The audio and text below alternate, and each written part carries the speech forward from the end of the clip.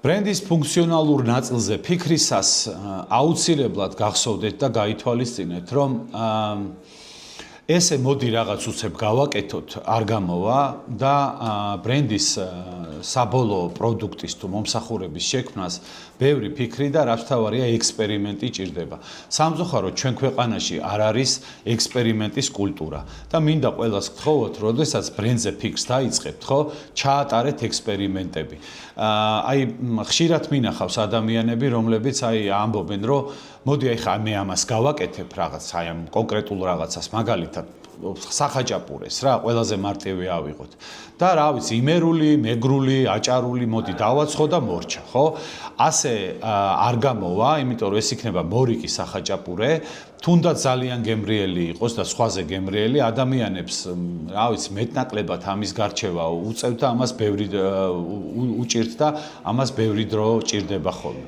ამიტომ სანამ თუნდაც ახალ სახაჭაპურეს დაგეგმავთ, დაჯექით და გააკეთეთ ექსპერიმენტები, რეცეპტების, სახეობების, რაოდენობების. ალბათ ყველა მიცით შამფურზე შემწვარი ხაჭაპური, ხო? ვიღაცამ დაждდა და მოიფიქრა, ხო, თავიდან პირველმა ვიღაცამ ეს თქვა. რა ვიცი, იქნებ სხვანაირი ფორმაც არსებობს, სხვანაირი გზაც არსებობს და ასე შემდეგ და ასე შემდეგ. აკეთეთ ექსპერიმენტები და არ არის აუცილებელი იდეალზე მიხვიდეთ. შეგიძლიათ შექმნათ რაღაცა მინიმალური მუშა პროდუქტი, MVP-ს რო ეძახიან, minimum viable product და ამ პროდუქტით გახვიდეთ ბაზარზე, მაგრამ არ შეწყვიტოთ დაკვირვება და ფიქრი.